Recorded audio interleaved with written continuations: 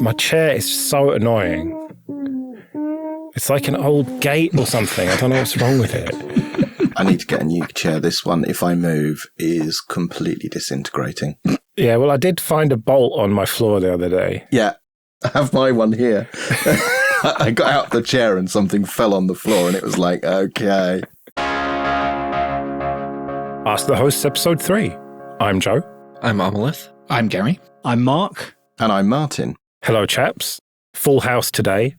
As always, the deal is this. You can send in your questions to us, show@askthehost.com, and they can be about anything at all as long as it's not Linux and open source. And if you're a patron, you could have been hearing this 2 weeks ago. And if you are a patron, thank you very much.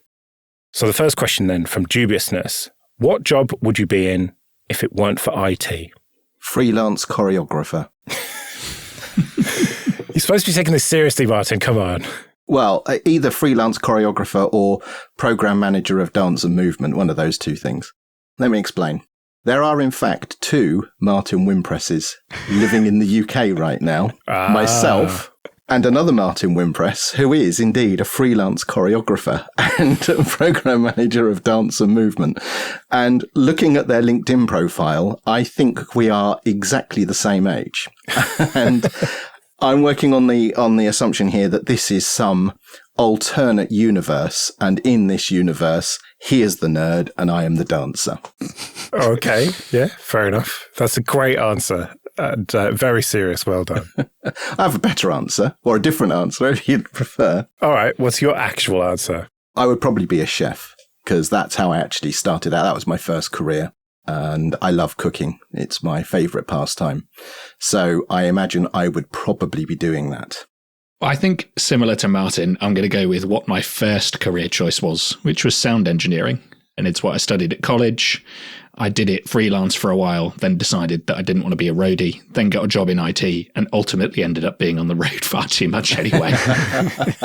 So yeah, that would be my probable career if I didn't work in IT. And mine's almost exactly the same. I was a musician before I was ever in anything related to IT. For those listening to the audio, behind me is a double bass and a guitar. I've just been admiring that. It's a 1932 Gretsch double bass. It is my pride and joy. I can see why. It's an imposing looking instrument.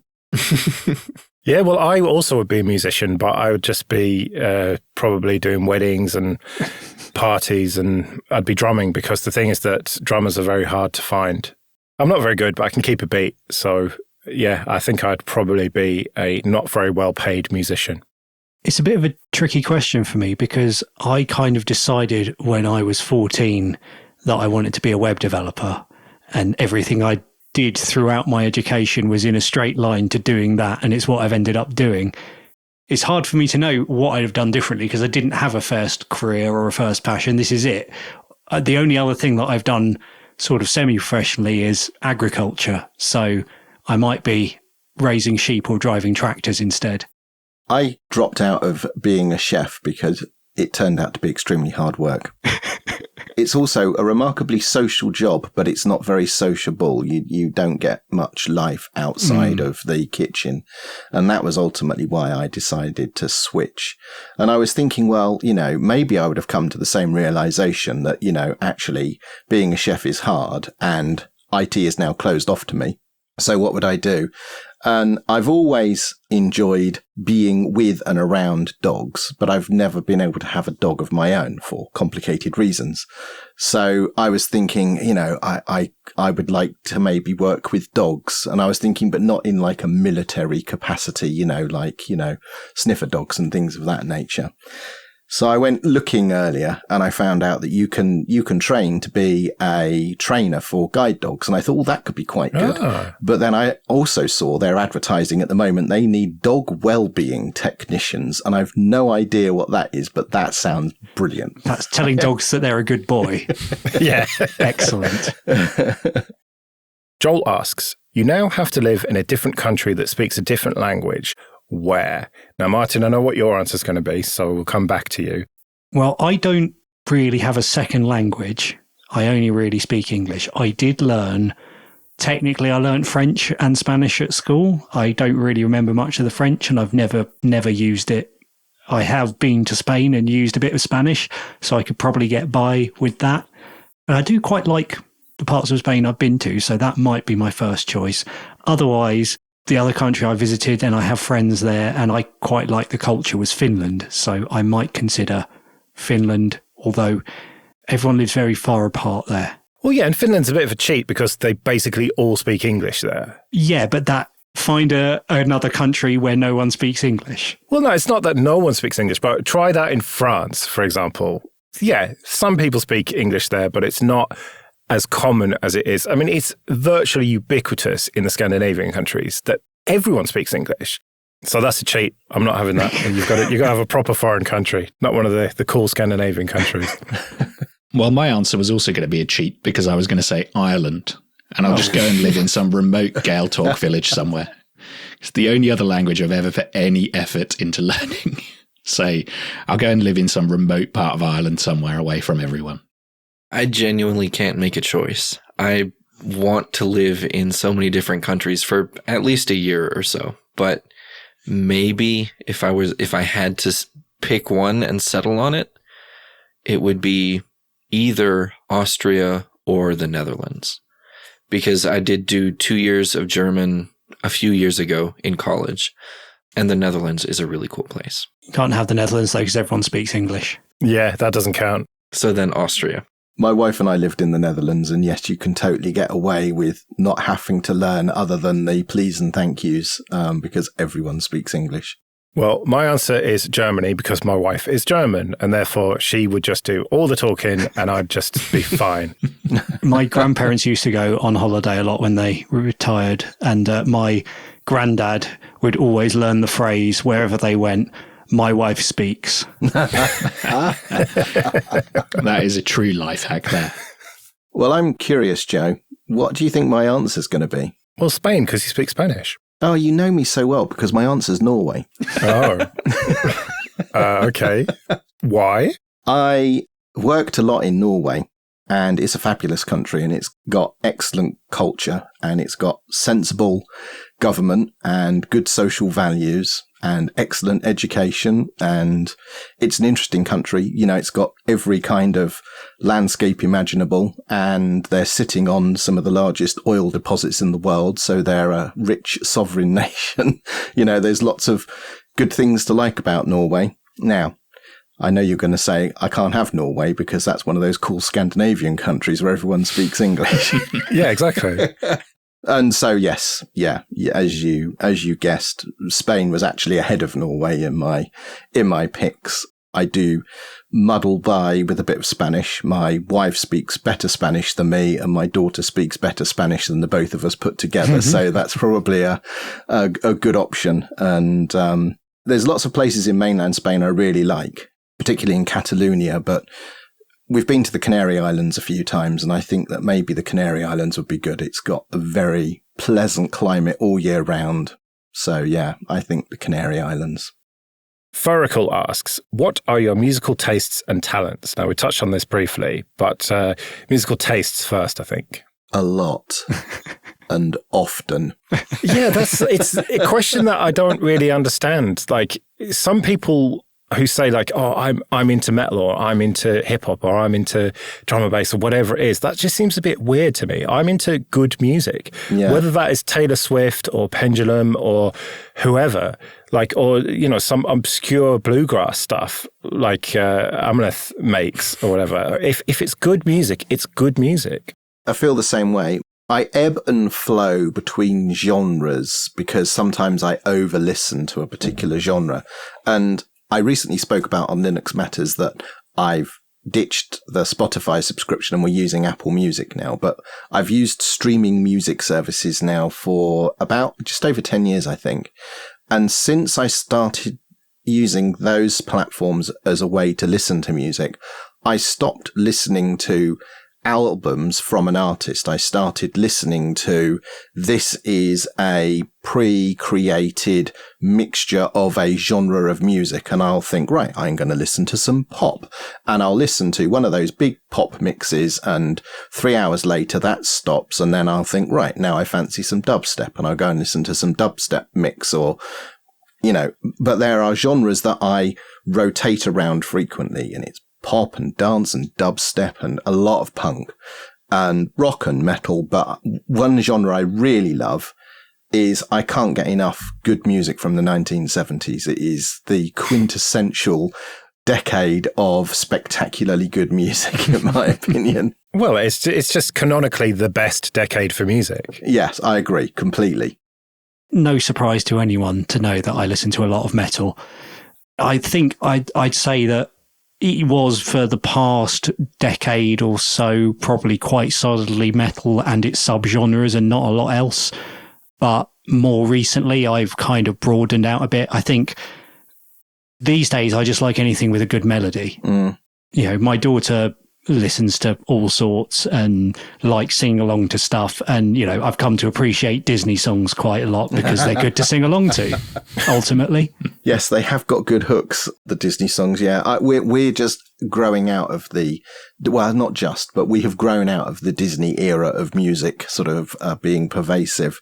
But I get a lot of my listening sort of guidance from what my daughter listens to now. So you're down with the kids? I wouldn't say I'm down with the kids, but I'm definitely listening to a lot of the music that the kids are into. And is that from TikTok? Does she get on TikTok and listen to all the music on there then? No, so she just browses around in, well, previously Spotify and now Apple Music, and she just plays a load of stuff, and then she finds artists that she likes, and then she'll play a lot from those artists. So she's recently found M. by Hold, who I think is fabulous, and AJR, who are terrific, and Jason Derulo, and Cat Burns, and a whole bunch of others who are current era pop artists. And I'm really enjoying listening to all of that stuff as well. There's some cracking good music out there. As the oldest person in this episode, you've just made everyone else feel about 100 years old with those names. I take it no one else recognised a single name there. Nope. Jason Derulo, I recognised. That's the one I recognized, yeah. Well done. Well done. See, for me, I think it's pretty similar to you, Joe. I will just listen to anything as long as I enjoy it. But the thing I do find myself doing more often than not is going down this rabbit hole of a certain genre for several months, and then I just get completely fed up with it. Or more correctly, my wife gets fed up of listening to it in the car and will just go and change the playlist, which happened today, actually. I've been listening to a lot of country music recently, and we did a drive over to Northern Ireland, which from where I'm from in the east of England is a long drive. And I think I was playing country music the entire way up to Scotland. And then once we got off of the ferry, the 2-hour drive on the other side. And we were in the car on the way to the supermarket earlier today. And she just said, I'm absolutely sick of this. Can you please play anything else? So I think increasingly my music taste is dictated by whatever my wife isn't fed up with hearing.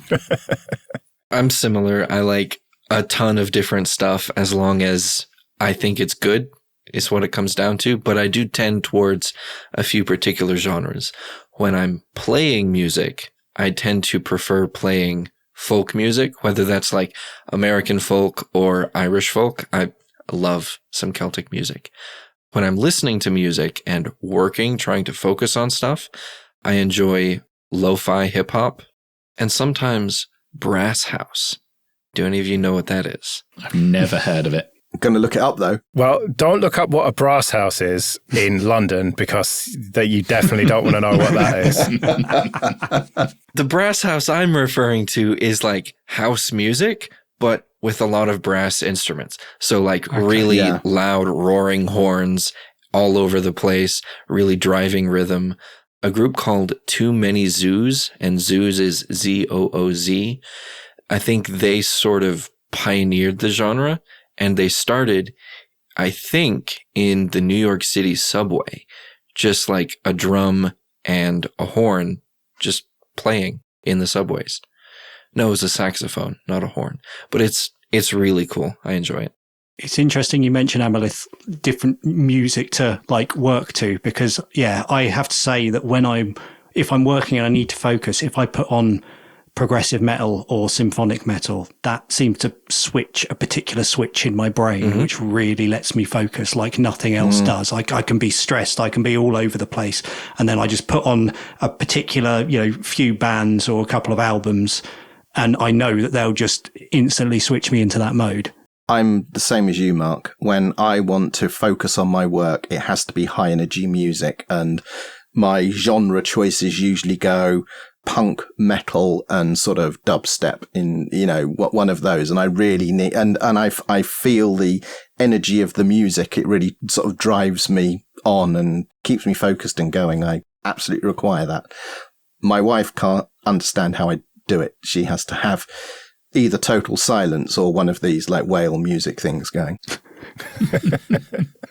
So what about musical talents then? I know that all of us, except for you, Gary, I don't know, like, do you play any instruments? I know you were into sound, as you mentioned. I mean, I tried to learn piano as a kid and very quickly gave up. So no, I don't play any instruments. Just the sound engineering is really the only musical interest I've ever had. But it did mean I got to hang out with the cool kids at school who were in bands, which was always a good thing. But no, I was always kind of the nerdy kid setting up the PA system. Well, I was in bands at school, and believe me, I wasn't one of the cool kids. Mark, you play the bass, don't you? I play the bass, yeah. I've got my acoustic bass sitting next to me. Oh, nice. Just self-taught. The trouble is I'm technically quite good, but I don't know anything about music. So I can play along to stuff. And if I'm in a band with people who know what they're doing, then I can generally get quite good. But when I'm not, I just sort of play the same handful of songs. But these days I tend to sing more than I play.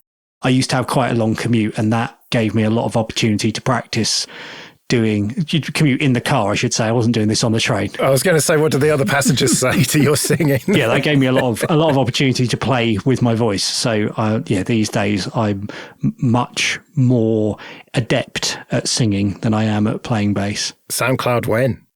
Yeah. Martin, I know you used to play guitar and you actually really, really good at it. And then you had a bit of an accident that meant that was the end of that. Yeah, I used to be a virtuoso electric guitar player. I fancied myself as the next Eddie Van Halen or Joe Satriani or Steve Vai. And I think, Joe, you're one of the few people that's actually heard the album that I recorded. It was a long time ago. I don't know if you can recall anything of that, but I found an MP3 dump of that at some point in the past and sent it over to you because you play the guitar as well. And you have many guitars. In fact, I can see one of them hanging up behind you as we're talking right now. Yeah, and you are, or were, really good, yeah. Like, virtuoso, that sort of neoclassical style, which I just have not got the patience for, man. I don't know how you managed to get that good. Yeah, it was just a lot of time spent practicing. But as you say, in 2007, I had an accident involving my right hand and a very large kitchen knife. And that left me with some severe nerve damage in my right hand. And I've not played any musical instruments since then. So no piano, no guitar. And in fact, I don't type very well now because I've only got protective sensation left. So if you've ever had pins and needles, like you've sat down for too long and you stand up and you know what it's like if you stamp your foot when you've got pins and needles? Yeah. Well, that's what it feels like every time the three fingers on my right hand come into contact with anything. Oh. So it's quite a stinging sensation. So it limits what you're prepared to tolerate and put up with regards to any kind of contact with anything. So I type with 7 fingers instead of 10 these days. And of course, you played left-handed. That's why the right hand was so important. Yeah. And Amolith, you mentioned your double bass and stuff. You're in various bands, aren't you? Yes, I've been doing music at this point for over half my life. What, 5 years? I'm 23. I've been doing music for like 12 years. I started with piano, the baritone ukulele, pipe organ, guitar, bass guitar, double bass, a bunch of different stuff. Those are just some of them. At the moment, double bass is my primary instrument, and I've done a ton of different genres with it because everyone needs a bass player. I've been in a swing band, a Latin jazz band. Most of what I do is bluegrass, but I've also done like acoustic pop. Irish is kind of weird on a double bass. I don't know how to describe it. It's weird. The style of music doesn't really lend itself well to a double bassist. Yeah, they don't really have room in their pubs there for a double bass, do they? Also that. Yeah, well, I mostly play drums and guitar and can bash out a few chords on a piano if I have to. And made a bit of electronic music. I've got 2 albums, actually, joerest.com/music. Buy them now. Yeah, I'm not very good, is the bottom line. I'm too much of a jack of all trades. Like, I can sing a little bit, I can play bass a little bit, I can play guitar a bit, I can play drums a bit. I've never mastered any of the individual musical things that you have to do. I can mix an album or a song or whatever to a reasonable degree. I can write a reasonable song, but I've just never excelled at any particular aspect of it. You could be the next Oasis, Joe. Yeah.